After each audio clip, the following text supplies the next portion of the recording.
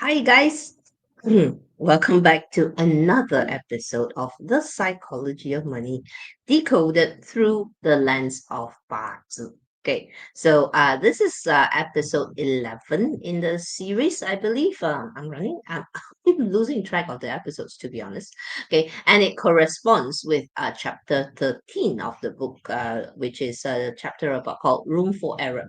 I'm skipping a chapter here just to just to quickly catch you up. Chapter 12 called Surprise primarily spoke about how history is not a map of the future and how over reliance on past data as a using past data at too much as a signal for future conditions in an era like period 9 can be counterproductive. So you also spoke about how your parents relationship with money or your family's relationship with money is not your relationship with money. So our past association with money or the family's relationship in this aspect was literally decoded in episode 1. So that's why I have elected to skip this particular chapter. Okay, so in this episode we're going a little basic, a little kindergarten with recommended saving structures for the five structures. I'm sure you have your own way of dealing with savings by now, but I just thought I'd share. Okay, but as always, firstly, give me 30 seconds, quick intro. Okay, the my name is Paulynne Cheng. If this is the first time we meet, thank you for jumping in. I'm a Bazi and Feng Shui practitioner, and I use this art to empower to disempower. So I was a former communications professional. Today I am running my own micro one person consultancy. So in the course of watching this series, if you find that I'm delivering value, then and you would like to explore your chart even further, then by all means, my booking link is in the description. And the most important disclaimer: I am not a financial advisor. I am a Bazi and Feng Shui practitioner. I read energy. I am not a licensed financial advisor or consultant or anything in that field. So please take this content as either education or entertainment purposes, okay? And of course, I hope you enjoy the content I've prepared for you. So now, chapter 13 is called Room for Error. Essentially, this chapter is talking about the need for margin of safety. You cannot bet the house. Nobody in their right minds will ever tell you to bet the house. Okay, remember in episode 8, which corresponds to chapter 9 of the book, we spoke about how a destruction in the natal chart can carry a risk of undiversified income. Yeah, we must always have backup plans, backup careers, backup cash, backup investments, must leave ourselves room to maneuver. After all, we need to have enough gunpowder to fight another day, right? So let's get on to the key excerpts in the book, okay?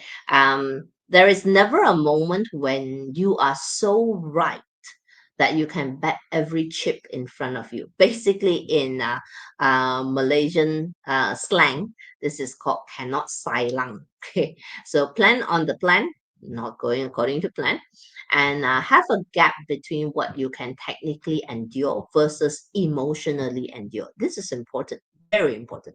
Some charts, as I've decoded with you in the last episode, some charts are more okay dealing with loss and debt than others.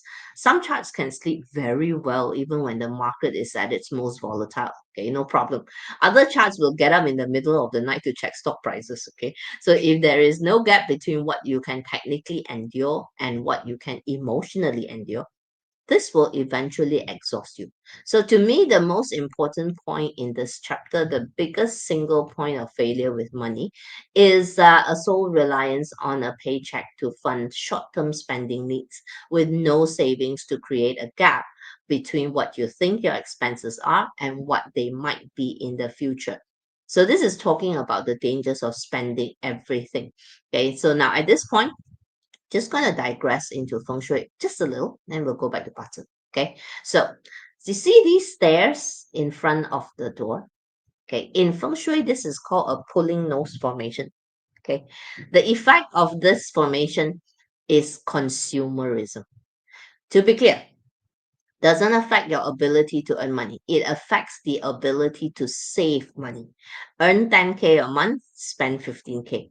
So this is very, very common in homes around the world because flood prevention. So now you know why we're all in late stage capitalism. Okay. Is there a cure? Not really. We can lessen the impact a little by placing plants at the side to block, like this example. Specifically, I'm talking to this two plants here. Okay, to just block, slow down the chi. If the sector allows, we can put water to slow down the chi flow. Okay, this is not a great picture, but it was the best I could find. It's not a great picture because the ornaments here, although granted this is a Halloween ornament, so it should be short term, but the ornaments are squeezing the chi and making it go faster because it's like you're compressing the chi, so it's flowing out faster. So the best is to just have two plants right at the side and just leave it as it is. Okay. So alternatively, of course, there must be awareness of this effect. The mitigation through human action is to immediately put the income into things like trusts or bonds, basically tie the money up so you won't be tempted to spend it.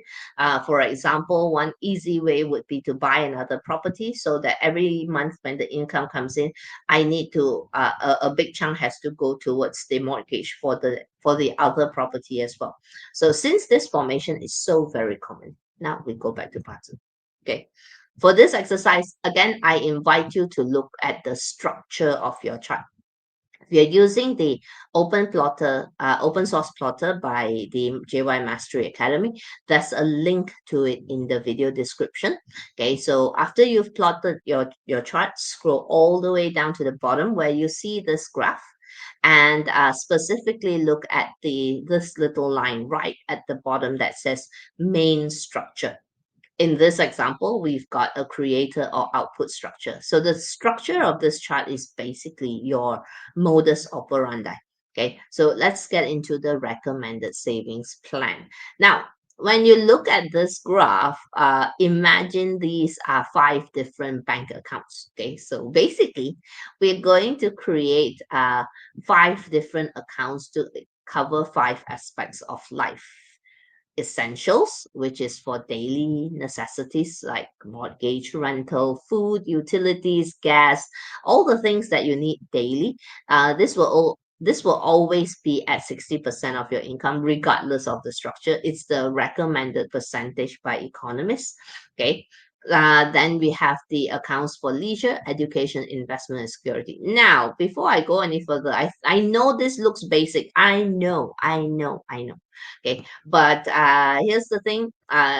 Maybe if you're already good at managing money, this episode is not for you. So please feel free to move on to the next video. Don't have to stay on. Okay. So, but for some people, this could be helpful. Okay, because it creates automatic breakers. Okay. Now we're gonna start with the companion structure. Okay, so the for the companion structure, apart from the essentials, the next biggest pot or account should be the education account at 15%, okay, of the monthly income. Because the companion structures have a tendency to listen to other people. They have a tendency to be a little bit FOMO. My friend does something, I need to do it. So you need a lot of education because of the tendency to do what your friends do. Okay, next, 10% for security.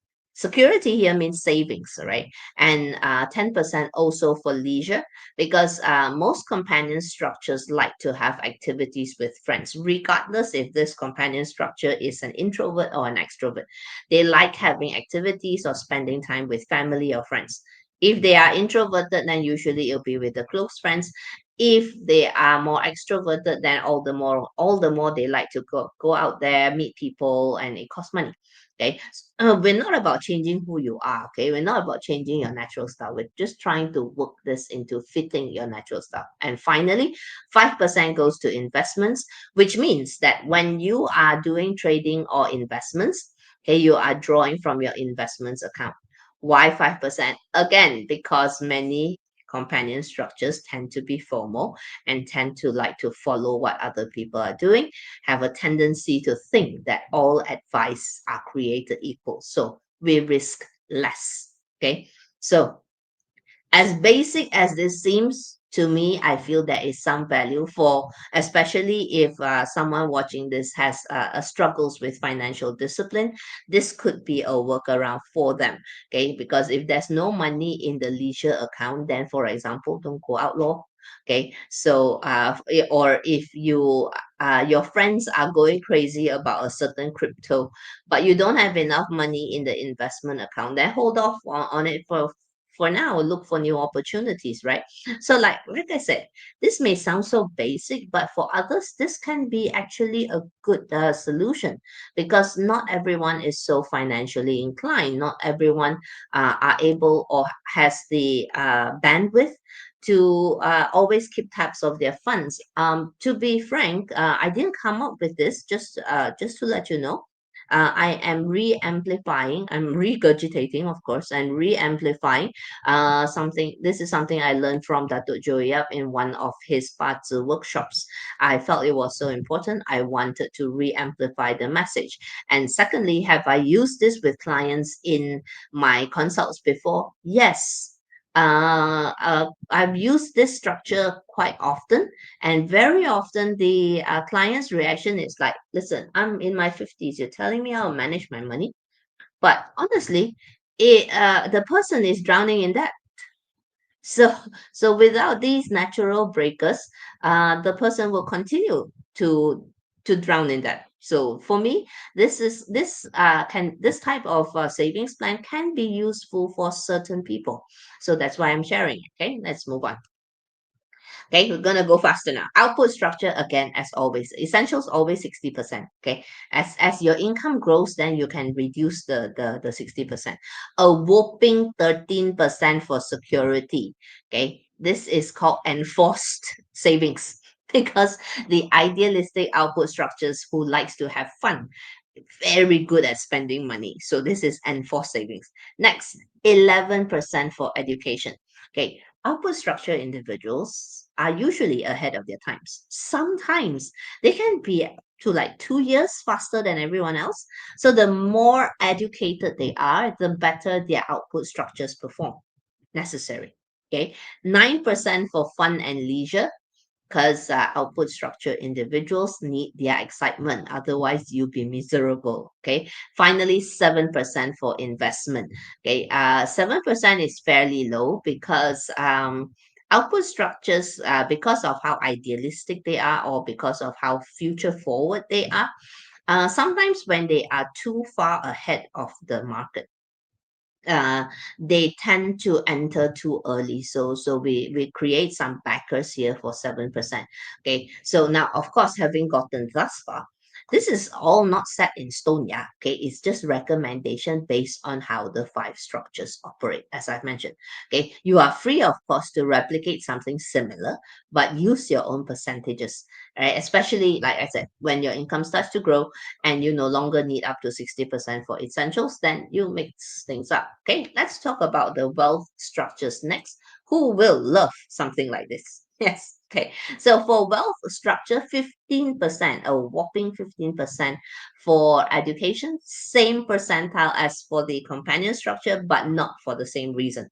Okay. In the case of the wealth structure individual, the more educated the wealth structure, the higher their income potential becomes. Okay, so this is why we want to have a lot more for education. 13% for investment and trading. Yes, because wealth structure individuals automatically understand control. Their natural operating style would tend to be more controlled or risk averse is more direct wealth, but even the indirect wealth, they understand control. So basically, we can risk a higher percentage for investments because we can usually trust the wealth structure to not do crazy things. 7% for security, again, because wealth structures are naturally more controlled, and a puny 5% for leisure, because most wealth structures don't really need a lot for leisure. They're working all the time. Okay, so even when they're exhausted, a wealth structure's idea of leisure is to take an afternoon nap. Okay, so for To be clear, when it comes to the wealth structure, it's not like it they first of all, most wealth structures don't like to network for sure. Okay. Telling a wealth structure to network is like because okay, wealth structure, the core focus of a wealth structure is not to be more productive as people think. Okay, it's about conserving energy. Everything they do, they are concerned for planning, they are concerned for control. It's all geared towards conserving energy. Okay, so when it comes to their leisure activities, most of the wealth structures leisure activities involves conserving energy, not spending more energy. Okay, so you need less for the leisure account. Okay, and next, influence structure. This is diametrically different from the wealth structure, a whooping 13% for leisure. Why? Because the influence structure, people tend to be very hard on themselves. So we give you more funds to reward yourself. Okay, influence structures don't know how to have fun. Yes, I'm throwing shade again. Okay, 11% for education, again, because influence structures tend to be very disciplined, very hard on themselves. The more educated they are, the better. In fact, actually, for me, the more educated everyone is, the better, right? So, and 8% each for investment and security, because influence structures tend to be more stable. They have a marked preference for long-term and structured investments. Okay. So finally, the resource structure, the chillax guys, only 8% for education. You would think that a structure that loves information would need more money for education, right? No, no, no, no, no.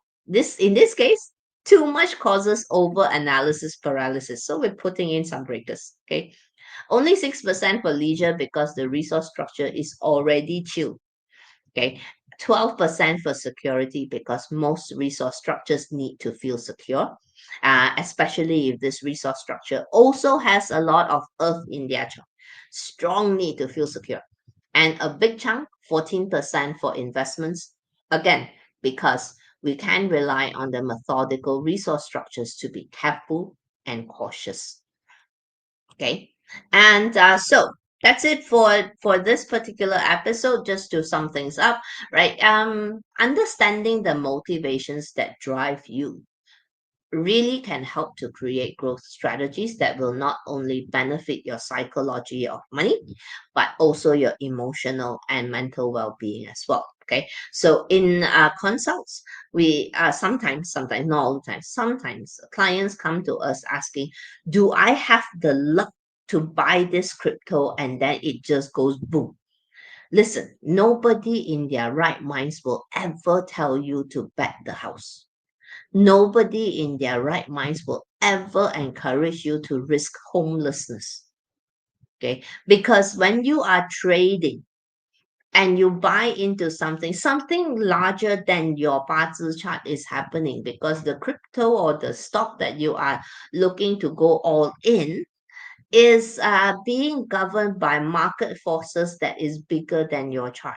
So please don't go for Batsu consults, whether it's with me or anyone else, doesn't matter. Okay, don't go for consults asking questions like this, because you're not going to get the answer. Usually, people who ask these types of questions are looking to hear, yes, you have the luck, go for it. Okay, again, any most responsible consultants will not give you that green light that you are, or that validation that you're looking for. Okay, so that's it for this particular episode. I hope you enjoyed it. There are a few more to go, and we will wrap up the psychology of money, and then I'll have to go figure what to do next. Okay, so until I see you in the next video, as always, you have a great day ahead. And if you've enjoyed this content, please do me a solid, give me a like and subscribe. Okay, until next time.